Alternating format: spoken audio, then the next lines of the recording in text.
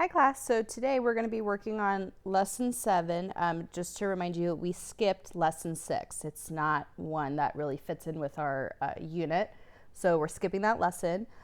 Today is all about using any of the strategies that we've learned or practiced in the last unit and the past couple days in this unit to help us solve problems that are addition and subtraction up to 1,000.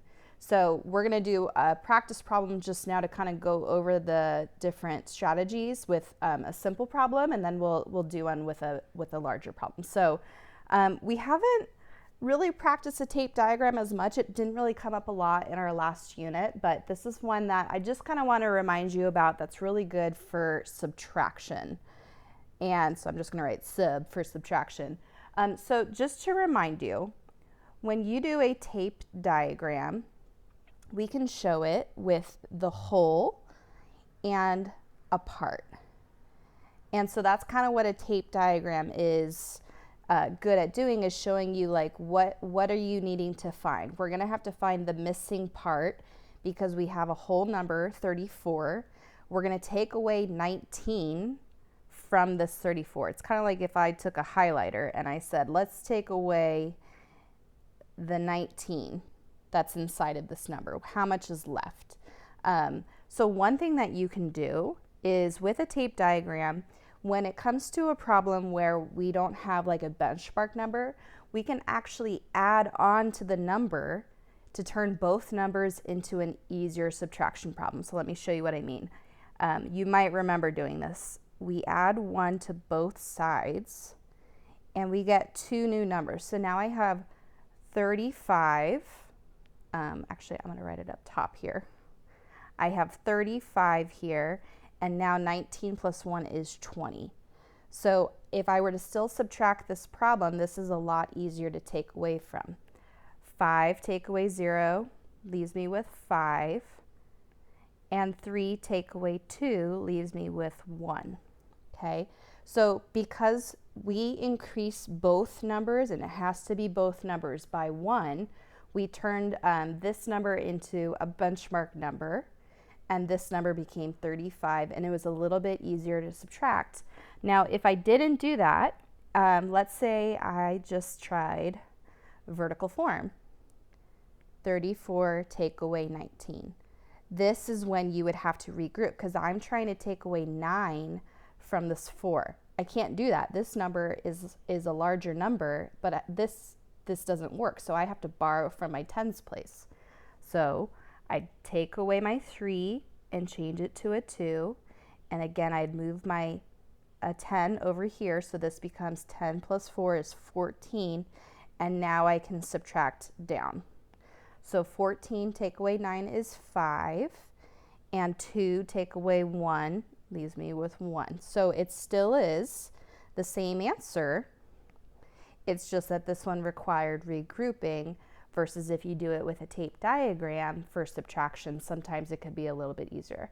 Now, this doesn't work for every problem. This is really for ones where you see that you can make a quick change to both numbers and it would work out.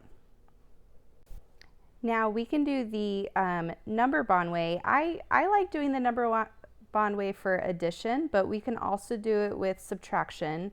There's just a couple things we have to remember. When we're doing the number bond way, we're kind of breaking apart a number, and we have to decide what's the best way to do that in order for us to do some subtraction. So I'm actually going to break the 19 apart first.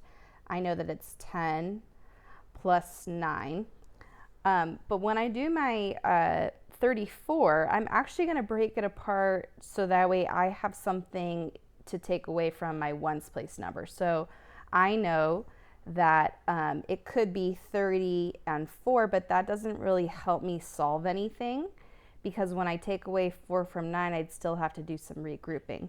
So instead, I'm going to do a number bond using a different number that's inside of it. I know that there's also, let's see, 20 plus 14 is the same as 34, and I can use those numbers to take away, so that way I don't have to do any regrouping. So I would do 14 take away 9. That leaves me with 5 in my ones place, and 20 take away 10 leaves me with another 10, so that would be 15. Now, like I said, I like doing the number bond more for addition.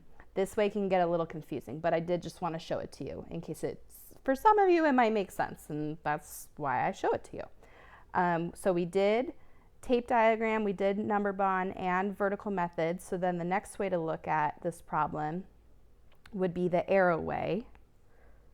So we would do 34, and I see I have to take away a 10. Take away a 10, so 34 take away 10 leaves me with 24. And then here I have to take away 9 ones. So you could do it one at a time.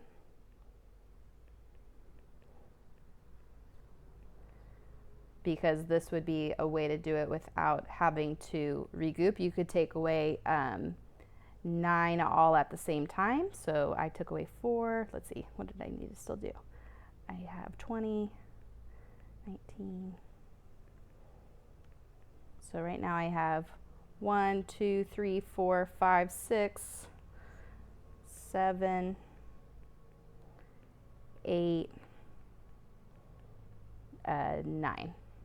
There we go. Like I said, there's problems that are better for different types of equations. This one would take a long time if you needed to work on regrouping, okay? So the last one to practice is the drawing. And the drawing would be like how we do anything using a place value chart. So you'd have your hundreds place and your tens place and your ones place. And so we always represent the larger number in the place value chart.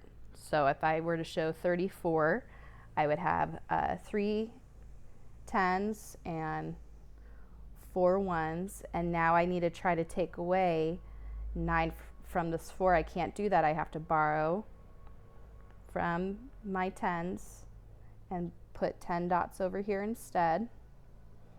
So that way I regrouped. And now I can take away 9 from my ones place. So here I go.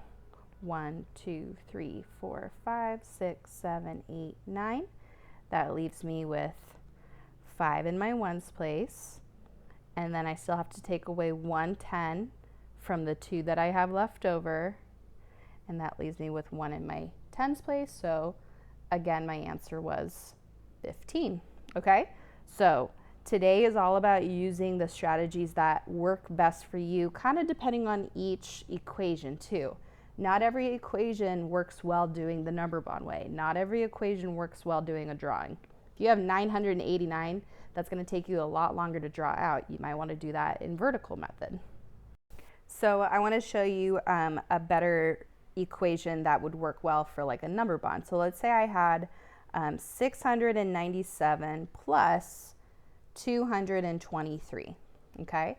So I see a way that I could break apart some of these numbers and maybe make it a little easier. If I look at this problem, I see I have a 3 in my ones place, which would leave 220 in the rest of my number, because 220 plus 3 gets me to 223.